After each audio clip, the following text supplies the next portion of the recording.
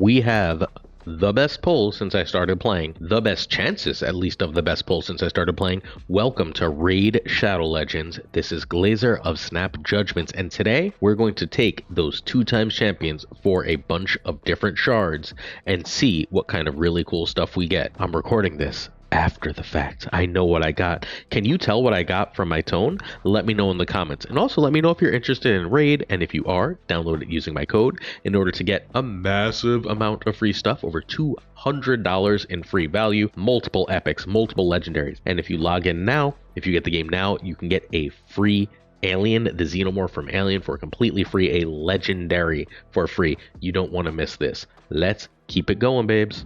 Alright, Raid Shadow friends, welcome back. What's happening now is I recorded that intro, so I was happy, I was sad. Could you tell something from my mood? I don't know. That's future me. I have no idea. I'm going to pull 10 Ancient and 10 Void right now. That's what we're going to do in this video. We're going to pull these 10 Primal later in the same video. We just have to wait. Those 10 Primal are actually going to be on Monday when we have the double Primal chance. We have double Rare, Epic, and Legendary from Ancient Shards, and we hit our 10. And we immediately get a missionary who we've got like 10 million of. Why a missionary keeps showing up, I will never know. But 340 tournament points, hey, at least we'll take that. We also get the Summon Champions thing from our dailies that we were waiting for this video for. And a bunch of sort of like whatevers. It's always weird to me when rares get their own specific names. Like Headsman makes a lot more sense as a rare for me, right? Diabolist makes a lot of sense. Sanctum Protector, but like Dolor Lorekeeper, Avir the Alchemage seems to me like it should be something else. The Missionary, meanwhile, his favorite position, is in fact just a 4-star, and he's kind of poopy, but whatever, it is what it is. That is it. We are out of Ancient. We'll have to build those back up. Time for 10 Void Shards. Let's go. We're going to save the rest of these 10. We're just doing 10. We're doing exactly 10 of these. Let's see what we get. 10 Voids leads us to nothing, nothing, nothing. Nothing. It hurts. It hurts so bad. Nothing. Nothing. We got a Battle Sage. Ooh. Oh. Okay. Okay. So we've got Battle Sage. I don't know crap about Battle Sage. That's a tune I've never heard of. As always, I have Hell Hades in the background. We're going to check out Battle Sage. Battle Sage is a lovely 3-star champion. Perfectly fine. We'll look at the kit now. Speed, 19, whatever. Place Revive on death buff on a target ally. Okay, great. Good for you. 50% increased attack on all allies. That removes all debuffs. Okay, we're never set to have her remove all debuff. And makes the attack can't be removed. Okay, that's not like garbage. It's not the best thing we've ever seen, but it's not garbage. I also have never heard of Paidma, although Demon Spawn just are not popular. I don't know if they're not good, but like they very rarely get talked about. Paidma is a 3.5. We're not sad to have a 3.5. Let's take a quick look at Paidma. Paidma is sort of whatever, I believe. Attacks all enemies, 30% chance of placing a 25% increase accuracy buff. Okay, we're not sad for that. Ooh. And a 50% decrease accuracy on opponents. That has some uses. Defense, hero 2, defense and attack. Attacks one enemy 2 times, okay. If the attack is critical, 80% chance of decrease attack. I'm not sad for a big decrease attacker. And a buff remove. So and she gets all the buffs. Paidma's not terrible. But what we're really happy for is Godseeker Iniri, who is supposed to be absolutely incredible. Let's check the ratings for Godseeker. Godseeker is a 4-star hero. Really, really good into Demon Lord. Really solid into Hydra and generally good kind of everywhere. What makes Godseeker Iniri so good? This is one I've wanted for a while just because I think it looks really cool. The scarring on the face, the angel wings, the glowy sword. Like, look at this. Look at that. That's an awesome looking hero. That is not one I'm sad to have. Not exactly thrilled to use voids for it, but okay. Attacks one enemy, heals the enemy with the lowest HP by 5% of their max HP, and we can get that up to 5, 10, 15. Okay, and it can't heal herself, so 15% heal. Whatever. Attacks all enemies, heals allies by 15% of their max HP, then decreases the duration of all buffs on enemies by 1 turn, increased duration of all buffs. So decrease and increases buff duration is always pretty strong, although that's going to need to be booked to be a 3-turn. Revives a dead ally with 50%. Oh, single dead ally? Why is this thing so popular? Resets the cooldowns on all their skills. Oh, that'll do it. Resets the cooldowns is pretty good. What's the last thing? Passive. Increase the amount of healing allies receive. So all of this healing. So if that's instead of the basic attack, instead of just being 5, 10, 15, 20, it will be 40%, which is a ton. And then instead of 15%, instead of 15 going up to 20, 25, 30, 35, it's going to go up to 55%. That makes some more sense to me. And then obviously that cools down a lot, so we can get that down to 3.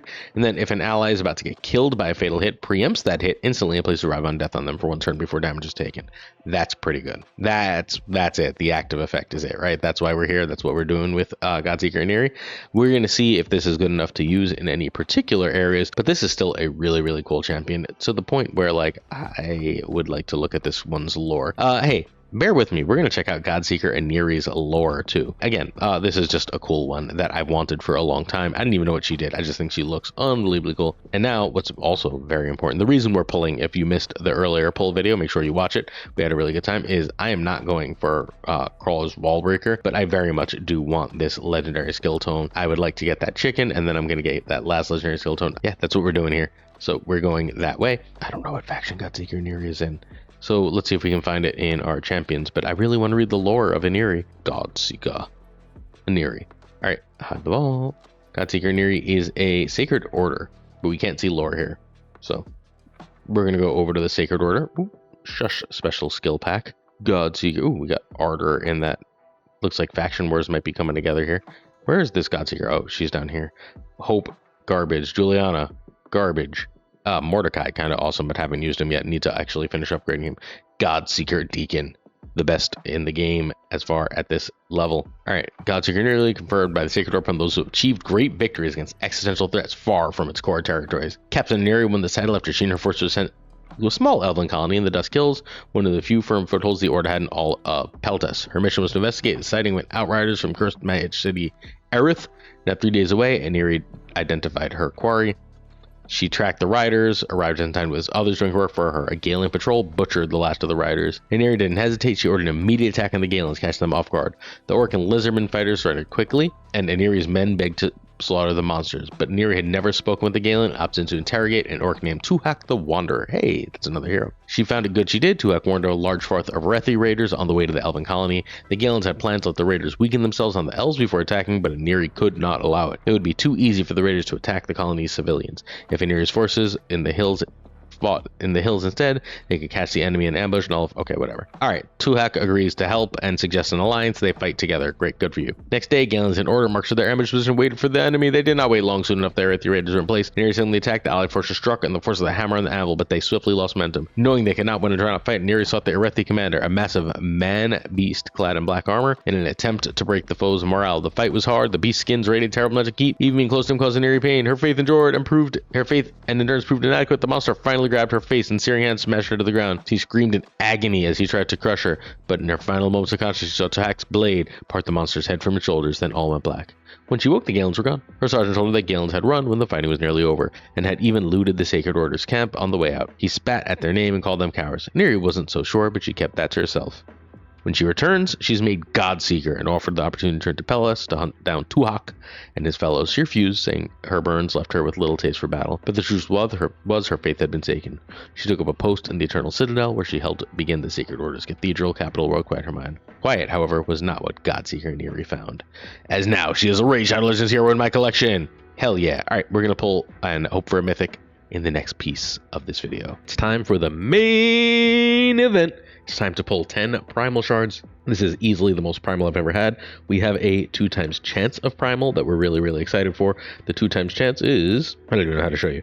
We press that, following champions, odds of summoning a champion. We've got a 65% chance of rare, 32% chance of epic, 2% legendary, and 1% mythical. This is our best odds. We are in fact summoning 10, but these I feel like we have to do one at a time, although I think it's worthwhile to double check and make sure we're not immediately running into, we are going to run into at 7. So let's just vault some stuff real fast. And now we have enough to pull 10 primal shards. Let's hope for a mythic. We're again pulling these one at a time. Number 1. Boom, we immediately get a rare. 65% chance. Oh, Candle Guard. That's not great. Number 2, we get a rare. And we hit a totem. Sad day. Number 3, we get rare. Depressing. There's our 3 daily. 4, we get give me an epic at least. A rare. 65% chance, I guess. Well, we've gotten almost all that 65% chance in our first 5 pulls. Let's go for a rare. Jesus, this is killing me. You're killing me, Spirit Host. Then we go and we hit a rare. Oof. Oof. Muckstalker. We keep going. We hit a... Oh, man. We hit a Wyvern Bane. We're dying here. This is brutal. Brutality. Maybe we should have hit 10 at a time. We hit a Pounder. Lovely. Junk. We're getting junk. We're getting a bunch of rares. All rares. 10 shots for 10 rares. We hit turn in position 2. Just pulling these at 10 at a pop. Another rare. Ridiculous. One more. That's it. We used them all. We hit nothing but rares. That was the most depressing set of pulls I've ever had. Not even one decent one. Are we going to spend for one more set of pulls? I think we might, because this is our last spend before Christmas. So we'll see how I feel. Is this the depressing end? Find out in the next portion of this video. I'm not going to make you wait. And we're sad. We hit nothing. We have nothing. I decided not to pull the extra. It's bad value. And I'm going to be a good role model and not spend this extra on raid right now. But we had a good time nonetheless. We still have a Xenomorph to build up. We still have a feast and a bunch of chickens to do so. We are doing perfectly fine in raid, especially considering we're not yet 3 months in and we're able to push Demon Lord Clan Boss up to Nightmare and so on and so forth. So we're doing well, even if this one was a little bit sad.